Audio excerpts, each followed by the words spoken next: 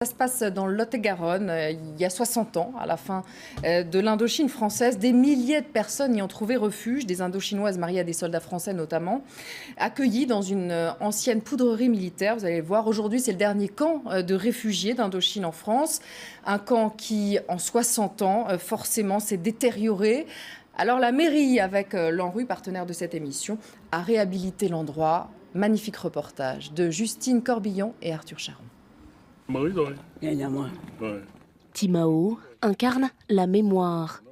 Mémoire d'un lieu qu'elle a vu du haut de ses 87 ans se transformer. Mémoire d'histoire familiale, faite de drames et de joie. L'histoire d'un déracinement. Et de ses 8 enfants qu'elle a élevés seule dans les baraquements de Sainte-Livrade-sur-Lot. L'armée française va traîner son amertume sous d'autres cieux. Nous sommes en 1954. Dien Bien Phu est tombé. En 2 ans, près de 2000 personnes vont être rapatriées d'Indochine en France, installées dans un ancien camp militaire du Lot-et-Garonne, provisoirement. Mais le provisoire est devenu permanent pendant 60 ans. Aujourd'hui, c'est tout ce qu'il reste de leur ancienne vie, ces vieilles ruelles à l'abandon.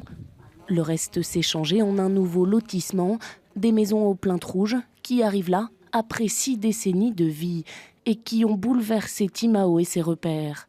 Le changement arrive trop tard pour elle. Elle se sent seule. Parce que là, toute seule, sans ses enfants, elle se sent seule. Mais pour elle, c'est un peu tard. Elle attend maintenant pour partir. Voilà. Parce qu'elle n'a plus rien à prouver, elle n'a plus rien à voir. Elle attend qu'on embarque.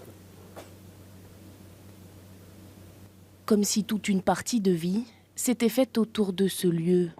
Précaire, mais vivant. Des années de silence, à faire avec ce que l'on a, et peut-être aussi une forme de résignation. Comme les Harkis quelques années plus tard, les rapatriés d'Indochine auraient pu demander compensation pour les souffrances et sacrifices. Ils n'auront que la reconnaissance sur un bout de papier.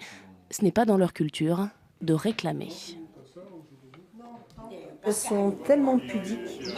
Elles ont été toutes pudiques, mais même nos parents sont pudiques. C'est-à-dire qu'ils ont rien réclamé du tout. Ils se sont entraidés entre eux. Et puis il y avait une certaine politique ici, des grands-mères qui aidaient d'autres grands-mères. C'est pas que personne n'a réclamé, c'est que personne n'a entendu. Et personne n'a voulu voir qu'elles étaient dans des baraquements dangereux pour elles. Il y avait des couvertures en inverite, c'était bourré d'amiante.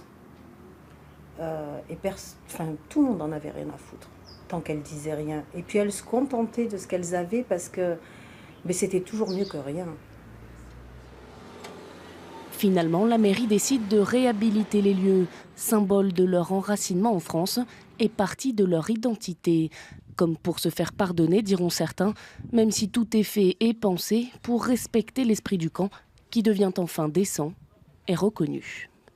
Avant, c'était un camp, jusque à la fin des années 80, donc un camp entouré de barbelés, qui était vraiment spécifique à la communauté indo-chinoise. Un lieu de non-droit aussi, mais effectivement, maintenant, ce sont des logements sociaux avec les critères sociaux de l'État français. Ce n'est pas parce qu'on change de logement ou on change de maison que le quartier perd son âme. L'âme, elle est toujours là si les gens veulent qu'elle vive. Aujourd'hui, Polo rouvre les portes du passé. Ça servait de stockage, mais c'est les toilettes normalement. Retourner dans ses anciennes cahutes, comme si c'était hier. Voilà, hop. Bon, c'est un peu le bazar parce que les gens, évidemment, quand ils ont déménagé, ils n'ont pas tout pris, quoi. Il n'y a presque plus rien. Polo ne parlera jamais de son enfance avec gravité. Il y avait une cloison ici. Lui a fait le parcours inverse des autres. Il a quitté le camp à 7 ans.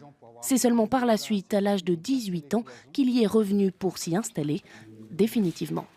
Le seul truc, moi, qui me faisait tenir en pension, c'est que je savais que je pouvais rentrer ici. du fait de cet environnement, ces bâtiments, il y a une mémoire quand même, il y avait une ambiance, le fait qu'on était dans la difficulté. Et il y avait un lien social qui était très très très fort à une époque où il y avait plus ce lien social-là. Moi personnellement, je suis très heureux.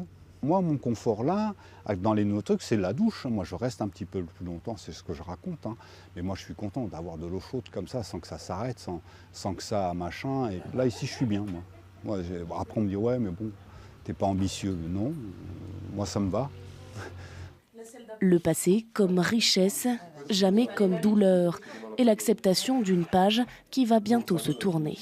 Cet endroit, il va devenir, moi, à mon avis, hein, à un moment donné, il n'y aura plus d'Indochinois ici.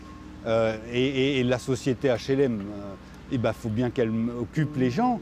Mais il y aura ce passage. On est de passage, simplement. Il n'y a rien qui dure, hein, de toute façon.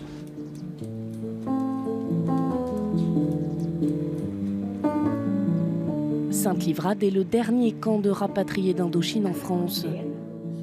Eux sont les dernières traces, les derniers représentants d'une histoire française et indochinoise.